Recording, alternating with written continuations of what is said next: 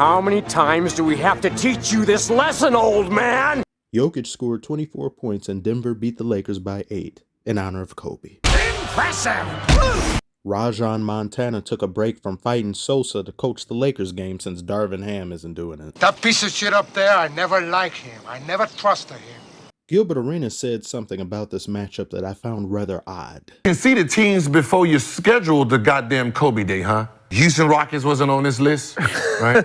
Detroit Pistons wasn't on this list. The Trailblazers. The Trailblazers. You didn't guarantee a win on the motherfucking Kobe. You want to play the hardest team Mamba mentality. on the celebration. Mamba mentality. The Nuggets have not played since Sunday, just as a FYI. Yeah, my mentality only works with Mamba. You play a team that you know you can win so we can all come, celebrate, have fun. You over here trying to pack it. You know damn well they got Jokic over that motherfucker. He don't care nothing about no Kobe Day.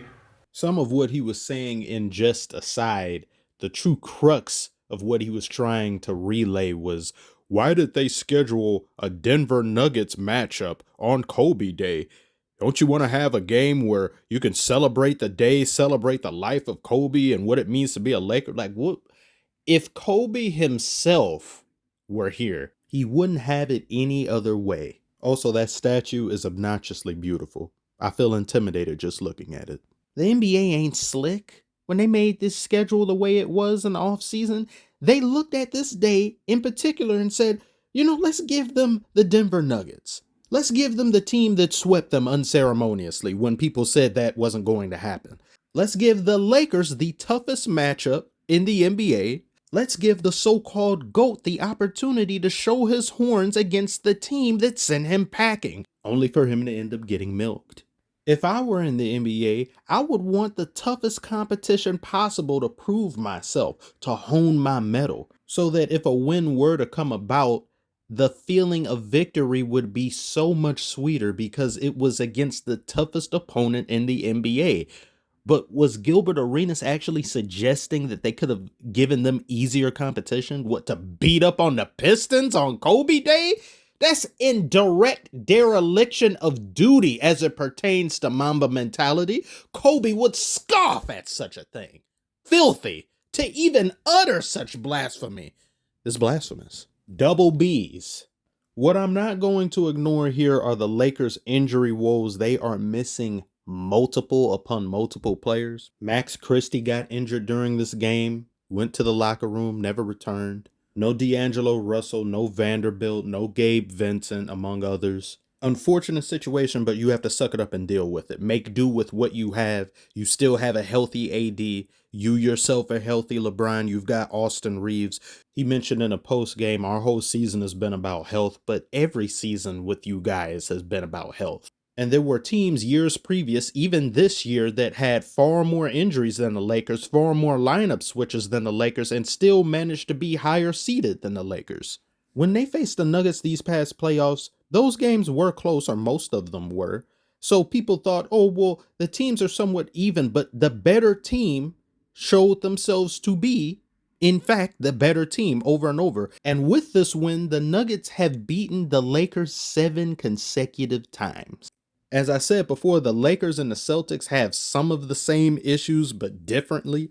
The Boston Celtics play down to their competition and lose to people they should be beating, when the Lakers, on paper, look like a very talented team, end up losing to people who you would expect them to beat, and then end up beating people you don't expect them to beat. Like, I didn't think they would beat OKC, but they did.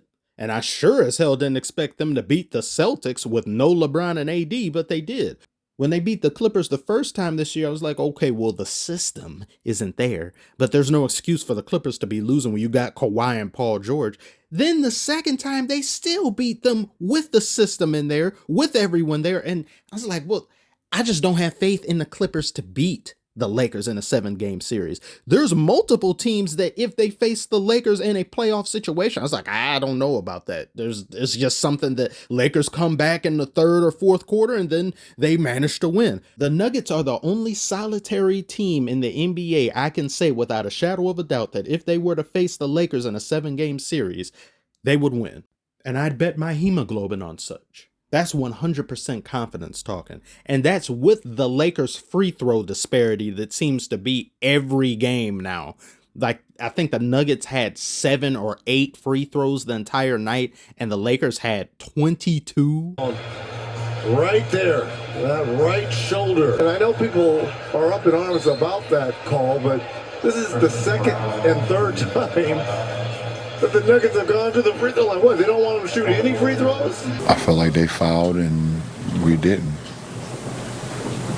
I feel like they won and you didn't. Nuggets even got a successful challenge here where they said Aaron Gordon elbowed LeBron, which you can clearly see did not happen, but they were just perfectly fine leaving that call the way it is, and it took a damn challenge to wake them up and say, no. And there were plenty other calls like that just didn't make sense, no matter how you looked at it. They even tried to give Jokic a flagrant foul because they said that he tripped Davis intentionally, and then they looked at replay. Oh, never mind.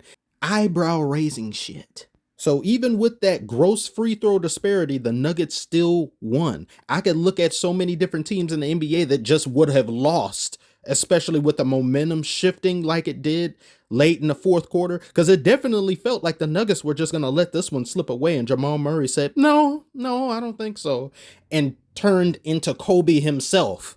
Jokic didn't play particularly well in the fourth quarter. He lost the ball numerous times. Lakers were doing a good job of defending him well. This block that Taurean Prince got on him when he was shooting, and it was like a turnaround block, great defense.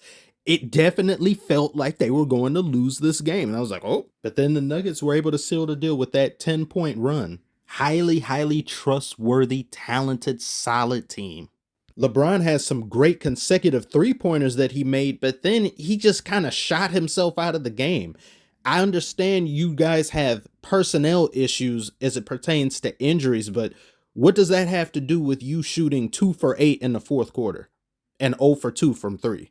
And even though Reeves was definitely getting them back in it and he had made some really clutch shots, it's like the whole team of the Lakers leaned on him to bail them out. Like, please save us, Reeves, please. They just kept feeding it to him. Then he started missing. It's like, can anyone do anything else other than Reeves? I guess not. Yes, you got to feed the hot hand. That makes sense. But really, Davis and LeBron are on the court, and the best you guys can do every single possession, it seems, when you have the ball is just give it to Reeves. Somebody do something, orchestrate a play, back somebody down, do anything other than that. It became predictable. The Nuggets were able to close out on them, and then, there's ball game. Jackson Hayes had some great playing time for the Lakers. He brought them back to life. He was a monster offensively and defensively. It's a shame it went to waste, but the win was definitely there, but Lakers just couldn't capitalize. So that's about all I have to say on this game. The Nuggets just have the Lakers number. The best the Lakers can hope for is if the Nuggets go up against the Suns, because the Suns did the best against all teams they faced in the playoffs. I think it was like 4-2. Hope they maybe get lucky through firepower and knock the Nuggets out, or maybe the Clippers. But if that doesn't happen and the Lakers end up getting the Nuggets again in a series, even early on, you guys are done. And I can't say that yet about the other teams in the West, but you guys tell me below, what do you think about that?